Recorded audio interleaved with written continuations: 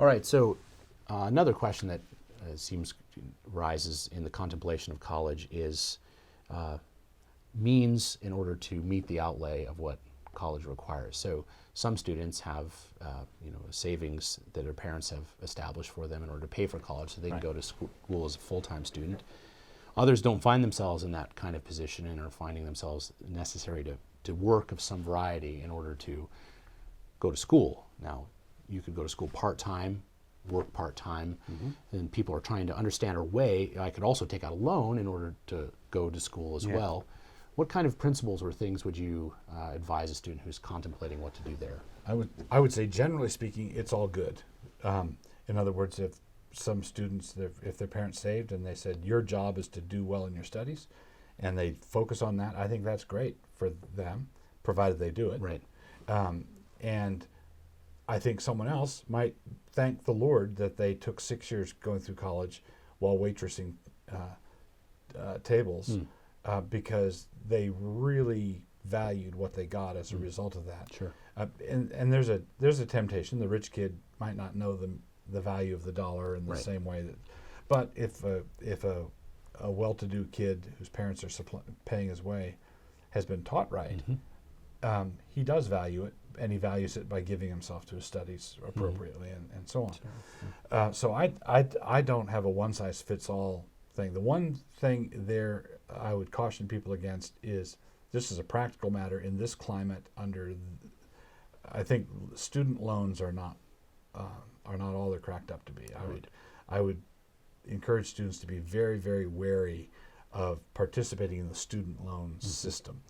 If it's a loan from your Uncle George or something, then maybe think about it.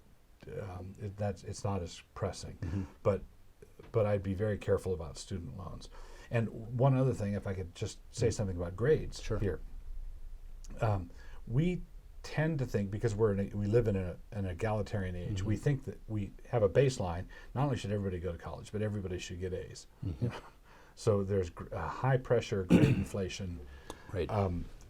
Pressure because everybody deserves an A, and if you give a student a B minus, you're somehow wronging them, taking away their birthright. And if a student, let's say you've got a godly student who's got a great work ethic, is working 20 hours a week at a restaurant, and simply cannot do top-notch academic work. They can turn in a paper that earns a B minus, and it's a good old honest B minus smiling out at you. There's nothing to be ashamed of there. If someone says, well, am I insulting my professors if I do B minus work? Well, yeah, you are if you're goofing off. Right. You're insulting them if you could do an A and you just didn't care. That's insulting them. But if you're doing this because you're making cost-benefit trade-off things, that's what grades are for. Grades are part of the adjustment mechanism to help you calibrate how you're doing, and for them, it's just part of the system. Right. I always tell my students that I don't take into consideration how hard they work when they write a paper. Right. When I grade a paper, if it's an A, I give it an A. If it's a B, I give it a B. And I don't consider, this is a B paper, but they worked really hard at writing this, and therefore I'll bump it up to an A, because it's about the integrity, the honesty of the work, of the artifact itself. But as a professor, I also know that there are lots of kids who are, just working their tails off, and they produce a B minus paper, and they gave it everything they had. And then there are students who stayed up the night before because they were really talented and wrote that paper and in a minimum of time while watching a movie. And the paper is an A, and I suspect strongly that they did that. I still give it an A. Because that's the kind of, and this is where you wear two hats as a professor. Right. I could see, I have the same view you do.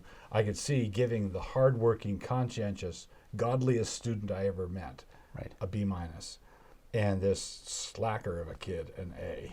Right. And I turn it back and stellar work, and keep trying.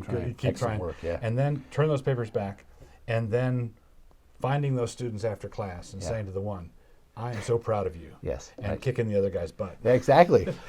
And I'm thankful at NSA we have the ability via, being able to tell, not just rely on the grades, but also to tell in the comments that we might give students, actually give them that, where I've given students that maybe have a C or a B but worked really hard to get that, give them kudos and congratulations, where others need that sort of dressing down in order to see their work properly. But then that's again a commentary on personalism in education, because it's not simply about the grade that we assign is not the be on all end all evaluation, but it's Exactly. an assessment of the person. Well, thank you very much for Thank you. it's been a real pleasure.